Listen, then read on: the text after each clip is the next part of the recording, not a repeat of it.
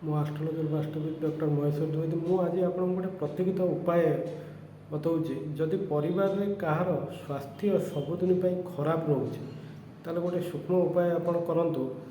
ଗୋଟେ ପାନପତ୍ର ନେବେ, ଡେମ୍ଫ ଛିଣ୍ଡା ନ ହୋଇଥିବା ପାନପତ୍ର, ତା ଦେହରେ କୁକୁମରେ ବା ଲାଲ ଚନ୍ଦନରେ ଆପଣ ତାଙ୍କର ନାଁ ଲେଖିଦେବେ। ଯାହାର ସ୍ୱାସ୍ଥ୍ୟ ଖରାପ ରହୁଛି ତାଙ୍କର ନାଁ ଲେଖିଦେବେ। ସେ ପାନପତ୍ର ସହିତ ନଡ଼ିଆ ଗୋଟେ ଗୁଆ, ଟଙ୍କିଖିଆ କଏନ୍ ଗୋଟେ ଧଳା କାଛିଆ ଦେହରେ ଗୁଡ଼େଇ ଦେବେ। ଗୁଡ଼େଇକି ତାକୁ ଗୋଟିଏ ଗଣ୍ଠି ପକାଇବେ। ଗଣ୍ଠି ପକାଇକି ନେଇକି ମହାଦେବଙ୍କ ପାଖରେ ଅର୍ପଣ କରିବେ। ମହାଦେବଙ୍କ ପାଖରେ ତା'ର ନାଁ ଆଉ ଗୋତ୍ର କହିବେ। ଗୋତ୍ର କହିକି ଅଭିଷେକ ସେଠି ମହାଦେବଙ୍କୁ କରିବେ। ପାଣି ମିଶା କ୍ଷୀର ଅଭିଷେକ କରିବେ। ଆଉ ସେ ନଡ଼ିଆ ଆଉ ଗୁଆ, ସେ ଯେଉଁ ମିଶା ମାନେ ଗଣ୍ଠି ମରା ହେଇଥିବା କାଛିଆ ମିଶା, ସେଟାକୁ ରଖିବେ ସେ ଜାଗାରେ। ରଖିକି 5 ସୋମବାର ଯାଇକି ମହାଦେବଙ୍କୁ ଦର୍ଶନ କରିବେ।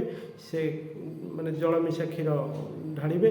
ଢାଳି ସାରିଲା ପରେ 5 ସୋମବାର ଦିନ ତାଙ୍କୁ ସେଠୁ ନେଇକି ଆସିବେ। ନେଇକି ଆସିକି ପ୍ରବାହିତ ଜଳ ବା ନଦୀ ଜଳରେ ତାକୁ ବିସର୍ଜନ କରିବେ।